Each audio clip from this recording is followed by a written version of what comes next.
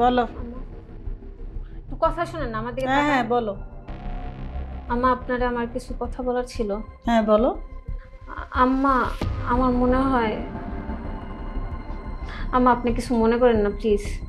না কি মনে করবো বলো, কি বলবো বলো। আম্মা আমার মনে হয় আব্বা আমার দিকে অন্য নজরে তাকায়।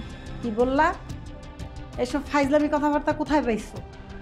মানুষ শুনলে কি বলবো? বদনাম করতেছো, সে তোমার শ্বশুর, তাকে আমি এত বছর ধরে চিনি। এসব ফাইজলামি কথাবার্তা আর বলবা না, যাও কাজ করো গে। আম্মা আমি সত্যি কথা। তোমাকে যাইতে বলছি, যাও কাজ করো যাইয়া, তোমার শ্বশুর আব্বা এরকম না, যাও। যত সব ফাইজলামি কথা। এই দেখো তো কে আসলো।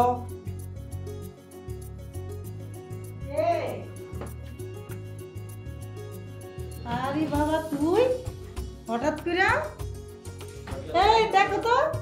আরে বাবা তুই কিছু না বলে চলে আসলি, কোনো সমস্যা হয় নাই তো? না বাবা, আমার আসতে সমস্যা নেই। আগে বস, তারপরে কথা বলি। আস বস বস আস। বাবা তুই আসার সময় একটা ফোন দিতি, তোকে নিয়ে আসতে যেতাম। কেন বাবা, আমি ফোন করে আসিনি বলে কি তোমার অসুবিধা হচ্ছে? কি বলিস বাজে কথা? আরে তোর আসতে কষ্ট হইলো না? বাবা আসতে গিয়ে না আমার কোনো কষ্ট হয়নি, এখন কষ্ট হচ্ছে তোমার। কেন জানো? কারণ এতদিন যাবত তুমি যে কাজটা করেছো সেই কাজটা এখনো করতে পারবেন না, এজন্য কষ্টটা তোমার হচ্ছে। কি পাগলের মতো কথা বলছিস? তুমি কি করলে বুঝতে পারছো না বাবা? দিনের পর দিন আমি তোমার কাছে আমার ওয়াইফকে রেখে গিয়েছি, আর তুমি কি করেছো? দিনের পর দিন আমার ওয়াইফের উপর অত্যাচার করেছো, অন্যায় করেছো, অবিচার করেছো। আচ্ছা বাবা, একটা জিনিস বলতে পারো, ছেলে বউ কি হয় তোমার? তোমার মেয়ের মতো না বাবা। রক্ষক যখন ভক্ষক হয়ে যায়, সেই রক্ষকটা না রাক্ষসে পরিণত হয়, আর তোমার পরিণতি ঠিক তেমন হয়েছে। আচ্ছা বাবা, তুমি কিভাবে পারলে আমার বাবা হয়ে আমার ওয়াইফের সাথে এত খারাপ ব্যবহার করতে, এমন খারাপ আচরণ করতে?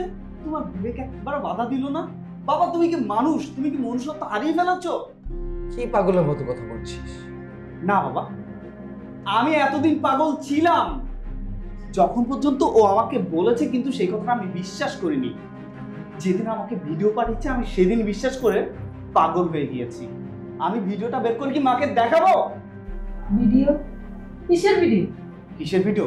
হ্যাঁ ওয়েট, দেখো তোমার জামাইয়ের কুকীর্তি দেখো, আমার বাবার কুকীর্তি দেখো। বোমা এক গ্লাস পানি নিয়ে আসো তো।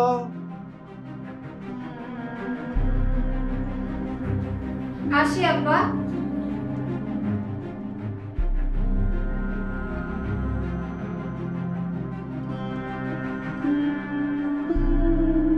আব্বা আপনি আমার হাতটা।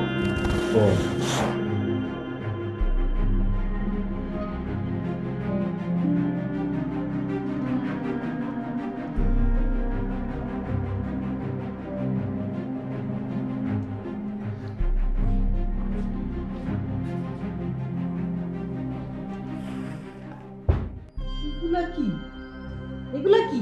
হ্যাঁ, এটা হলো বাবার আসল চরিত্র।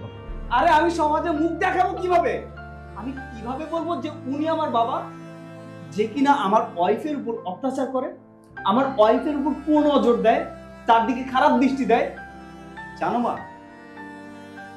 আমার ওয়াইফ যখন বাবাকে এক গ্লাস পানি দিতে যেত, আমার ওয়াইফের হাতটা টিপে ধরতো।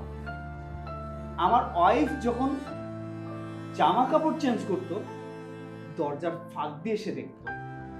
আমার ওয়াইফকে সে বারবার শারীরিক নির্যাতন করছে, বারবার শারীরিক নির্যাতন করার চেষ্টা করেছে। মা এগুলো শুনে না, আর এগুলো দেখার পরে না আমি আর বিদেশে থাকতে পারিনি। মা মা আমরা বিদেশে কেন যাই জানো? শুধুমাত্র আমাদের পরিবারের জন্য, যাতে আমাদের পরিবার ভালো থাকে, আমাদের পরিবার সুখে থাকে। মা জানো, আমরা বিদেশে অনেক কষ্ট করি, অনেক পরিশ্রম করে টাকা ইনকাম করি, সেই টাকা আমরা দেশে পাঠাই শুধুমাত্র আমাদের ফ্যামিলি যাতে ভালো থাকে। কিন্তু আমার বাবা কি করেছে? আমার সেই কষ্টের টাকা, আমার সেই কষ্টের টাকা নিয়ে দিনের পর দিন ফুর্তি করেছে, আর আমার ওয়াইফের উপর অত্যাচার করছে। এরপরে কি বলবে তুমি বাবাকে? জানো মা, আমরা যারা বিদেশে কাজ করি না, আমাদের নিজেদের জন্য 2 টাকা বেশি খরচ করি না। আমাদের নিজেদের খেতে ইচ্ছে করলেও আমরা খাই না। ওই 2 টাকা আমরা দেশে পাঠানোর চেষ্টা করি, যাতে আমাদের মা বাবা ভাই বোন আর আমাদের ওয়াইফগুলো সুখে থাকতে পারে। কিন্তু আমার বাবা ভেবেছে যে আমি টাকার মেশিন, আমি টাকা উপার্জন করে দেবো আর আমার বাবা সেই টাকা দিয়ে ফুর্তি করবে, আমার বউর দিকে কুনজর দেবে। ছি বাবা, তোমাকে তো আমার বাবা ভাবতে ঘৃণা লাগছে। আসলে কি তুমি আমার বাবা, নাকি আমি তোমার পুড়িয়ে পাওয়া সন্তান? বাবা, আমাকে একটু বলবে। এই অসহায় মেয়েটাকে আমি বিয়ে করে এনেছিলাম আর তোমার হাতে তুলে দিয়েছিলাম। ভেবেছিলাম তুমি ওকে মেয়ে হিসাবে দেখবে, কিন্তু তুমি ওকে মেয়ে ভাবতে পারোনি, তুমি ওকে ভোগের পণ্য ভেবেছো।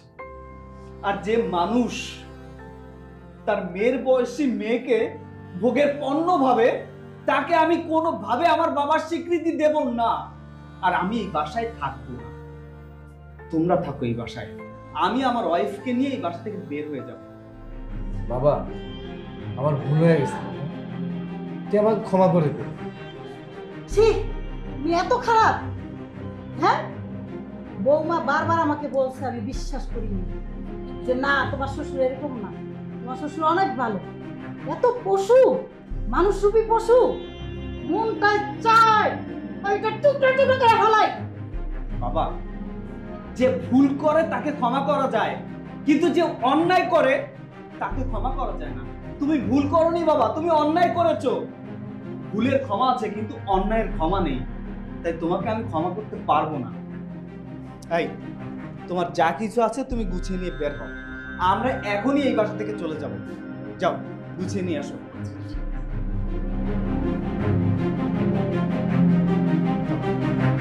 চলো বাবা,